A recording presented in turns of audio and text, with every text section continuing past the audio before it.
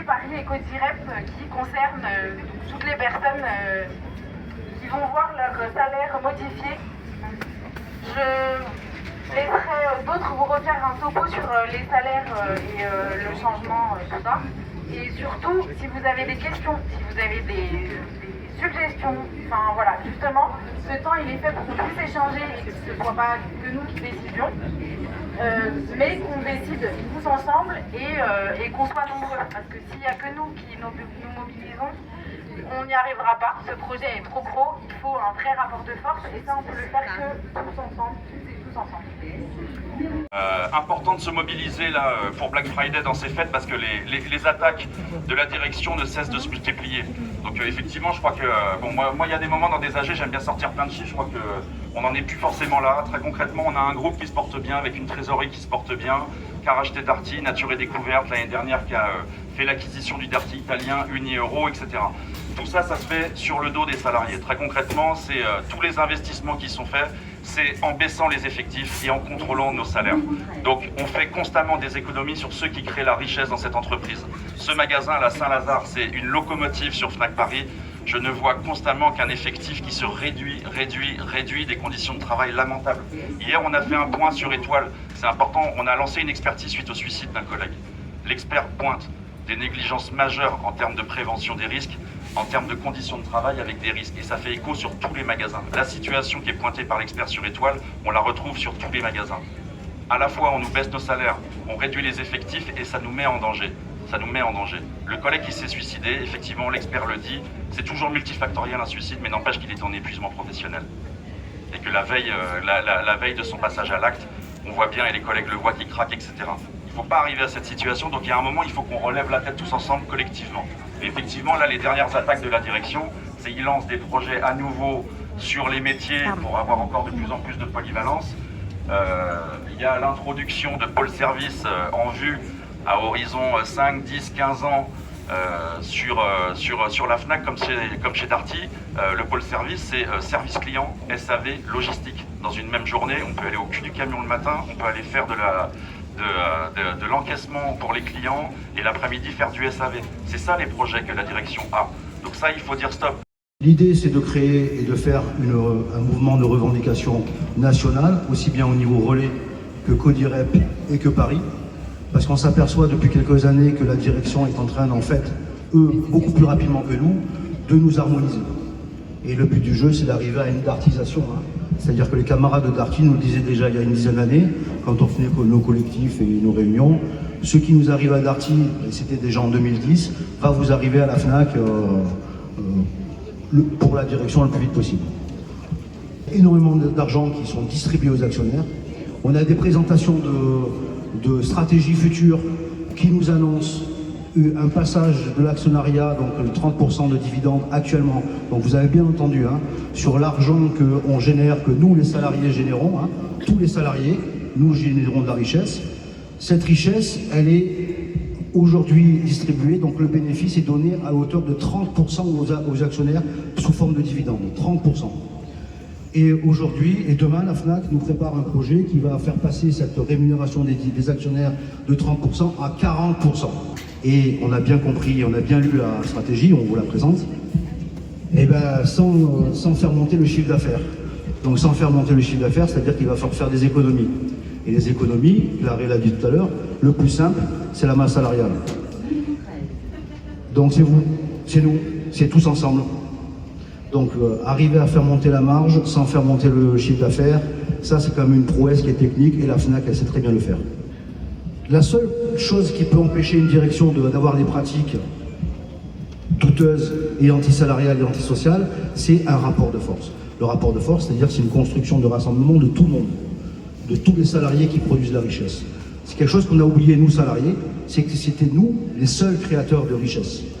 Les patrons dans leur bureau, ils ont beau regarder la table ou l'ordinateur tout seul, il n'y a rien qui se passe. C'est nous qui mettons en rayon, c'est nous qui allons discuter avec les clients, c'est nous qui les encaissons, c'est nous qui déchargeons le camion le matin à la logistique, c'est nous. C'est pas une partie de l'encadrement, et c'est surtout pas une partie des gens qui sont tout là-haut au siège. L'idée de faire ce petit week-end de Black Friday, que moi j'appellerais le Red Friday, c'est plus sympa, Parce que voilà, même si j'ai des tendances un peu libertaires, anarchistes, Red Friday, ça va bien un peu montrer les choses. Ben, c'est de montrer à la direction que tous les salariés, ben, ils sont capables de se mobiliser pour bloquer quelque chose. Bien sûr que ça ne va pas empêcher la FNAC d'avoir encore des milliards, mais par contre, il y aura une image. Il y aura quelque chose qui sera véhiculé à travers les clients et à travers nous, les salariés. Nous sommes les seuls créateurs de richesse. Ça, il faut bien le comprendre. Et il faut bien que la direction l'entende encore une fois. Quelque chose qu'on a oublié, c'est que la direction, ils savent que c'est vous qui créez la richesse. Eux, ils le savent très bien depuis très longtemps.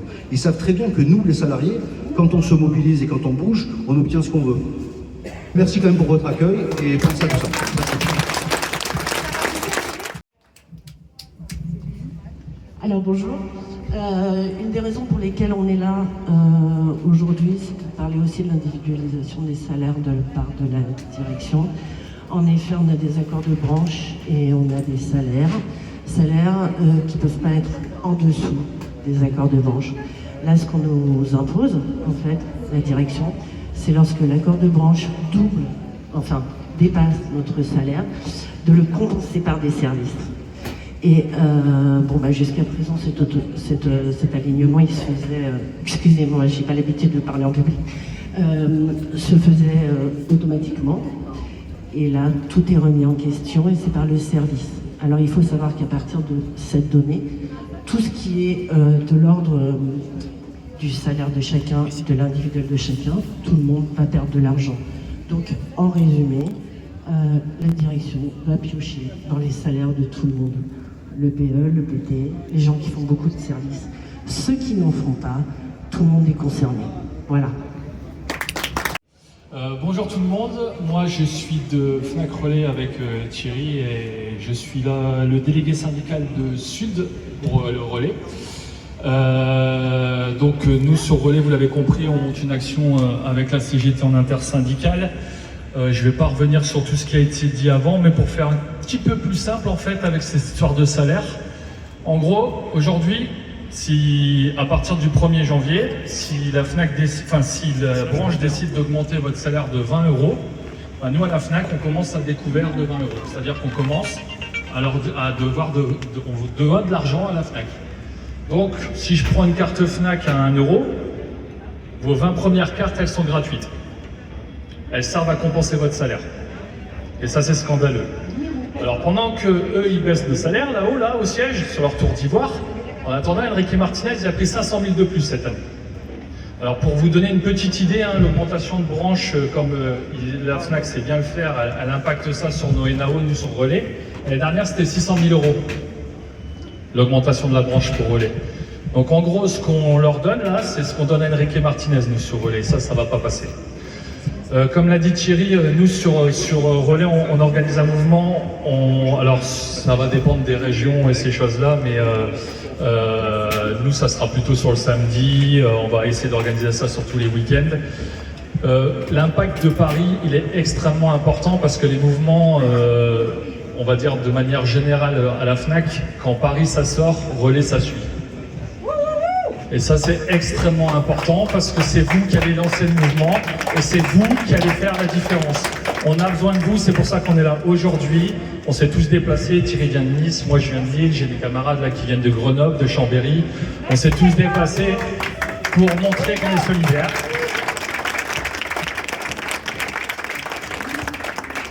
Et aussi parce que les conditions de travail qu'on vit nous actuellement sur Relais, elles sont encore plus hardcore que vous dans le sens où moi je viens d'un magasin de catégorie B. L'un des plus gros magasins de France sur Relais, c'est Lille. Pour ceux qui ont déjà été, vous verrez, la tête c'est pas aussi grand qu'ici, mais c'est très très grand.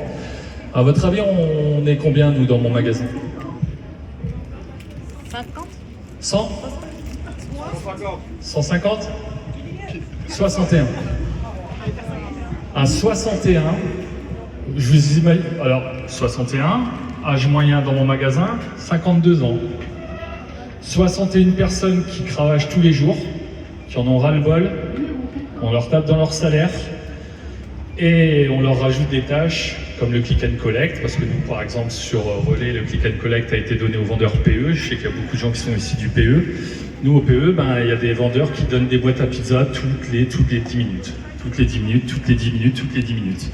Et à ces vendeurs-là, on leur reproche de ne pas faire de carte, de ne pas faire de service, de ne pas faire d'encaissement, parce qu'ils n'ont pas le temps, il faut ranger les rayons et ces choses-là.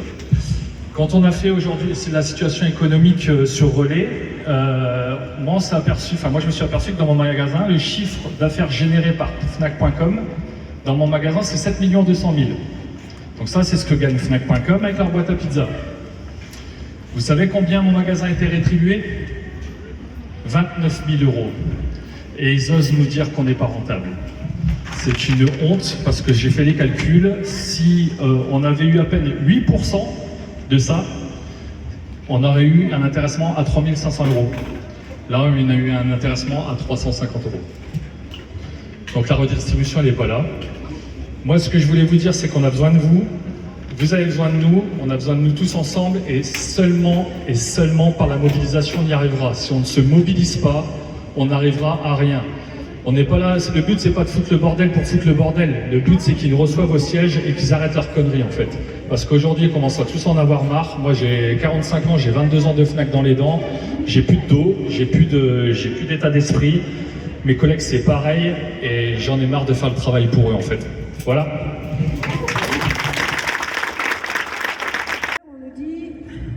Alors déjà, ça je vous le dis quand même, en CSE et au groupe, qui a été demandé il n'y a pas longtemps, la semaine dernière, on dit mais pourquoi vous dénoncez cet usage? Et la réponse c'est par mesure d'équité envers les autres sociétés du groupe et envers la branche. Donc par mesure d'équité, alors je l'ai déjà dit hier mais je répète, le mot d'équité c'est une merde ce mot-là. L'équité, c'est ce qui est contre le droit, on va dire, le droit positif. C'est-à-dire que c'est pas du droit. La seule chose qui existe en droit, c'est l'égalité. L'équité, c'est un terme qu'on emploie comme ça pour faire croire que c'est de l'enfumage. Donc, par souci d'équité. Alors, par souci d'équité, vous gagnez un peu plus, on va faire que vous gagnez un peu moins, parce que quand même, il ne faut pas que ceux qui gagnent un peu moins gagnent un peu plus. Donc, c'est tiré vers le bas. Or, en histoire, sur les histoires de rentabilité, ce qu'on nous dit sans arrêt dans les magasins. Alors, étant maintenant dans le magasin Étoile, j'y suis donc pas depuis très longtemps, j'y suis depuis 3 ans et demi, mais depuis que le magasin est ouvert, les camarades qui sont à Étoile peuvent le dire, on dit « Oh, le magasin va fermer, il est déficitaire, machin, machin, machin ». Or, qu'est-ce qui se passe? Pourquoi les magasins sont dits déficitaires? Et pourquoi derrière on dit vous avez la chance d'avoir un boulot, vous avez la chance d'avoir un salaire, on vous paye trop, etc.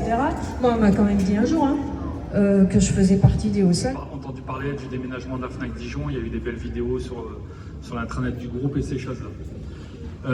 Nous, quand on nous a présenté Dijon, on nous a présenté ça comme le magasin du futur, le magasin 2.0, comme ils l'ont appelé. En fait, quand on a eu la présentation en CSE, alors là, je vois, j'ai entendu tout à l'heure, il y a beaucoup de libraires, c'est ça? Non, mais pas que, ça y est. Il n'y a pas que, donc ça va. Il y a aussi des gens du service client. Quand on a vu les plans du magasin, je regardais les vendeurs et je pose la question au directeur d'exploitation et je lui dis mais c'est quoi le petit carré qu'il y a derrière chaque vendeur? Et là il me répond je peux pas vous en parler tant qu'on n'a pas passé les nouvelles fiches de poste. C'était des caisses LS. L'impact des nouvelles fiches de poste, c'est extrêmement important et c'est aussi un gros combat qu'il va falloir mener aussi pendant cette grève de fin d'année. Il ne faut pas se laisser faire parce qu'aujourd'hui, ils sont en train de mélanger tous les métiers. Un libraire pourra faire de l'encaissement LS. Et qu'est-ce que vous avez là-bas, là? Elles sont derrière vous. Et ils osent nous dire, non, mais les clients, ils sont autonomes, ils vont faire par eux-mêmes. Ce qui est totalement faux. Voilà. Donc on sait que c'est totalement faux et qu'aujourd'hui les vendeurs ils sont obligés d'aller donner un coup de main. Donc pour l'instant sur Dijon on a réussi à bloquer parce que les fiches de poste ne sont pas passées, mais l'impact sur les fiches de poste c'est ça aussi. C'est l'encaissement, la alors moi je dis pas polyvalence, je dis polycompétence. Parce que on est vraiment là, on va tout faire. Ce que cherche la Fnac, c'est comme l'a dit Boris tout à l'heure, c'est Darty. On est à un coin et tu vas vendre tout ce qui se passe. Tu vas faire tout ce qu'il faut faire dans la Fnac et si tu es hôtesse de caisse et qu'il faut aller décharger des camions, tu vas y aller et vice versa. Ça c'est hors de question. Et surtout, n'oubliez pas, aujourd'hui on est au SMIC. Et ils ne comptent pas nous augmenter. Rappelez-vous, on commence le mois à moins, on leur doit de l'argent. On est à découvert. C'est-à-dire que le sous-effectif, ça fait que nous, en fait, on fait plus de tâches avec le moins de possibilités. Et vous, les libraires, enfin tous les métiers vous passez votre temps à décharger des caisses et des caisses, remplir des rayons, nous c'est pareil, hein, les disquaires, les vinyles, ça commence à être de plus en plus lourd. Et puis là, ça a été dit tout à l'heure, hein, on vieillit, tous.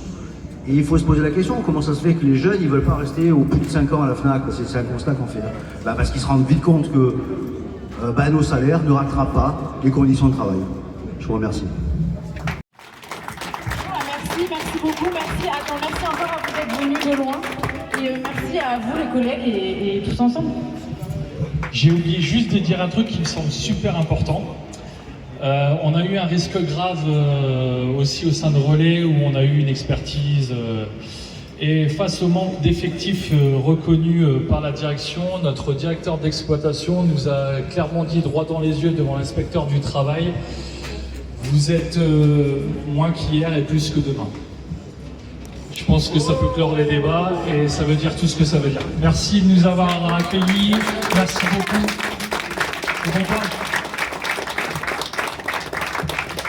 Je vais pas refaire, je crois qu'on a déjà bien expliqué la situation. C'est historique qu'on se mette en branle sur toutes les sociétés de magasins au même moment pour Black Friday et Noël. Chaque année, on a pas mal de salariés qui nous le disent et on se le reproche aussi nous-mêmes. On dit à chaque fois, on doit déclencher, puis finalement on déclenche pas. Cette année, on a une opportunité gigantesque parce qu'on met les choses en place. Nous, on continue l'assemblée générale sur les différents magasins parisiens. Les collègues de province, ils continuent à tracter aussi dans leurs magasins. Très franchement, si jamais le jour de Black Friday, 100% des CDI arrêtent de travailler au même moment, c'est évident que la direction se dit qu'il y a un problème et qu'il faut revenir sur les projets de baisse de nos salaires, repart les métiers, repart les réels salaires. La direction aujourd'hui, son intérêt, c'est de nous mettre à 1,6 fois le SMIC au maximum pour avoir des exonérations. C'est 20 millions d'exonérations que le groupe a pour nous maintenir à moins de 1,6 fois le SMIC. Il faut qu'on fasse cesser cette politique salariale qui est effectivement pensée pour engranger des profits, pour agrandir le groupe. Nos dirigeants, les salaires augmentent, etc. Remettons ça au goût du jour. 100% des effectifs CDI en grève dans une semaine à Black Friday, c'est certain que la direction revient nous voir. C'est certain qu'elle arrête ses projets.